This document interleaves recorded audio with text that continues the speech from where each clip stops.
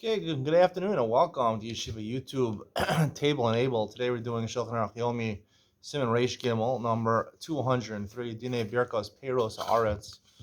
Talked yesterday about Peiros Ha'ilan. Today we'll talk about Peiros Haaretz.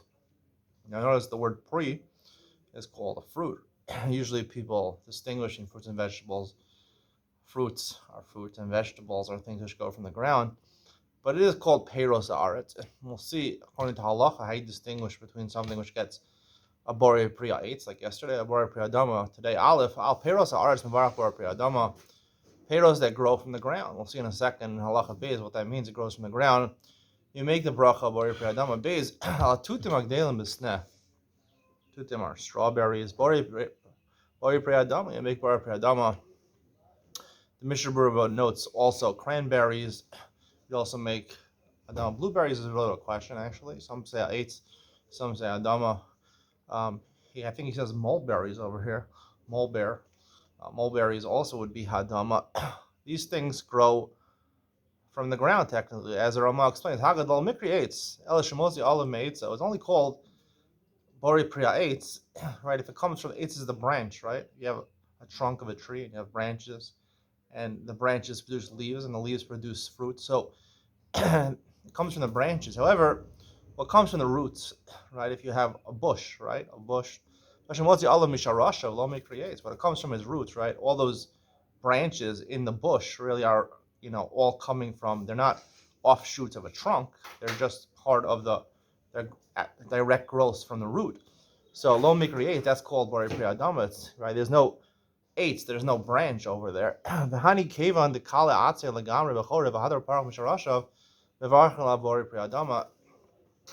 It's important to note that these things during the winter, right, the leaves fall off of it, and the branch goes away.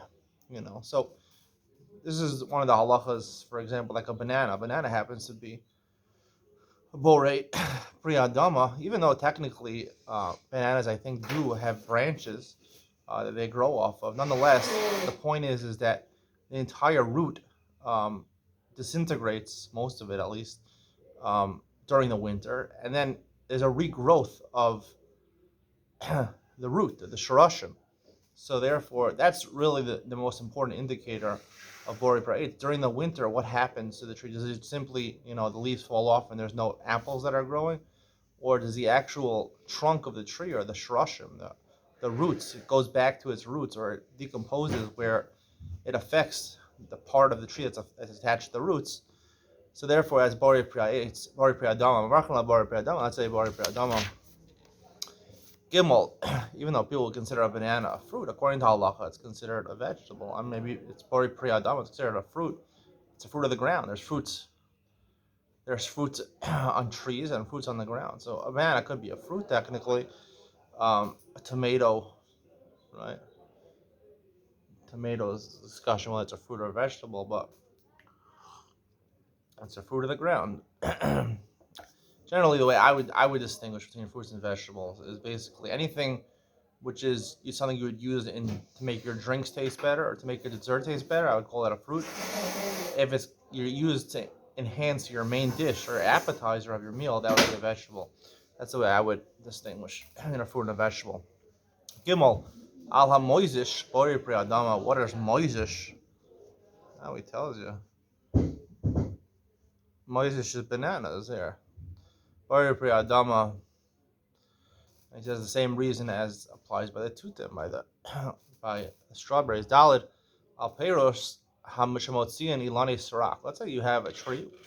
You have an elm tree, you have a maple tree, an oak tree. These don't generally produce fruit, and for some reason, one year it starts to sprout some fruit. What bracha do you make on those fruits? Shahakol. The reason is because most of the time it doesn't taste good, and even if you're one of those people that say, "Hey, I like how it tastes,"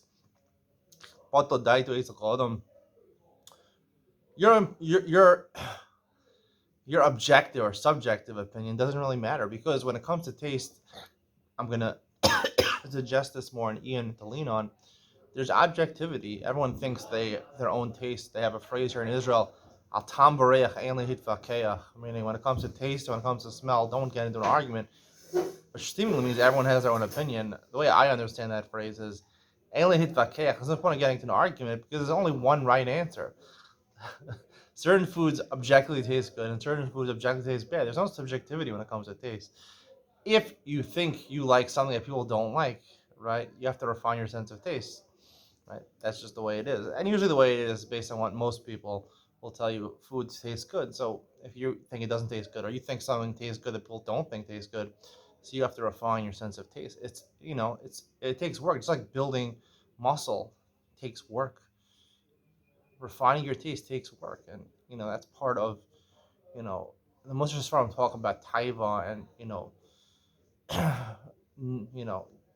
be abstaining from certain foods, but it's the wrong idea. It's not you should abstain from foods because they taste good. You should abstain from foods that taste bad, or you maybe like them, but really they don't taste good. Like people say rugelach. A lot of people have a problem with rugelach because rugelach are amazing. But rugelach disgusting really most of the time. You can only eat them on Shabbos. Somebody say, you don't know what's going on. You're drunk on Shabbos. Yeah, then somebody say, the rest of the week, who's eating rugelach? No one in the regular world eats rugelach.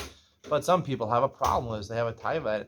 That's the type of taiva that is not a good thing to have. You should get rid of those things. You should abstain from rugelach. Work on refining your tastes. Not because it's bad and evil to have something you don't enjoy. It's just because because by eating those things, it takes up room in your stomach for food that you could be enjoying. That's the point of the Torah, is to enjoy as well as much as possible. In fact, one of the Seres Tadibros, right? Right? A lot of poskim say make a bracha vatala as an issue d'oraisa. Losisa from Losisa. Don't invoke Hashem's name. Don't make a bracha on something you don't like. That's the bracha, the real bracha of vatala. Eating foods you don't like. Obviously, you're gonna make a bracha on any food you eat, but make a bracha on a food you don't like that objectively tastes bad. That's one of the violations of Asher Dibros. Asher Dibros are meant. The whole point of the Torah is concentrated in the Asher Dibros to tell you that these are the 10 tenets of the Torah to help you enjoy the world the most. We'll have to discuss this more as we go forward. Hey, Bnei Asa, Alpha Gav the Bishlan, having a peros, Enam Avarech al Shahakal. Bnei Asa, if you have any hadassim on sukkahs and they grow berries, the Gemara talks about this in Sukkah, berries grow on them. Again, these are like Nilani Srak, trees that don't normally produce fruit. These berries are not edible, or if they are edible, they don't taste very good. So you make shahakal, because a pri is something which tastes good. It doesn't taste good. There's no bracha. You see shahakal, it has some taste. Right, it's not mazik. It's not something which is a negative taste, but it's something which is not the full taste of a pri. So you make shahakal. Vava ala zangbol shemarakim osok shurotev. Zangbol is ginger. Now, I don't exactly know what he means by marakim. It sounds like from the baralacha is cutting into pieces the ginger. Ginger you can buy in the store. It's a vegetable. It's pretty spicy actually. If you have sushi, you know what ginger is. So. Maybe that's what I was talking about. They cut it up into pieces when it's moist. So make bari pri adama. If you want to take the ginger from your sushi platter, make adama. Even if it's dry ginger. Since by drying it out, you make it fit to eat. I believe what he's talking about over here is when you mix ginger with sugar or other spices over here, you want to eat the ginger. The ginger is the main part of whatever you're consuming over here.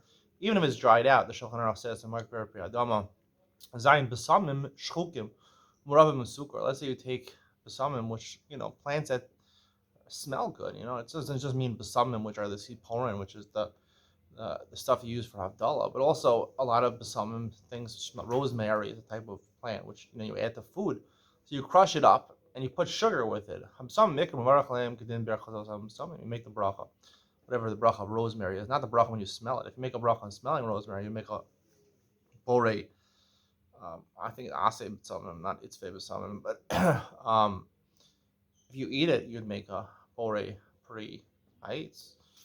Chet snow mevarach alav borei pri adama, radishes. No one eats radishes anymore, but somehow my family still eats radishes. I think my parents still eat radishes.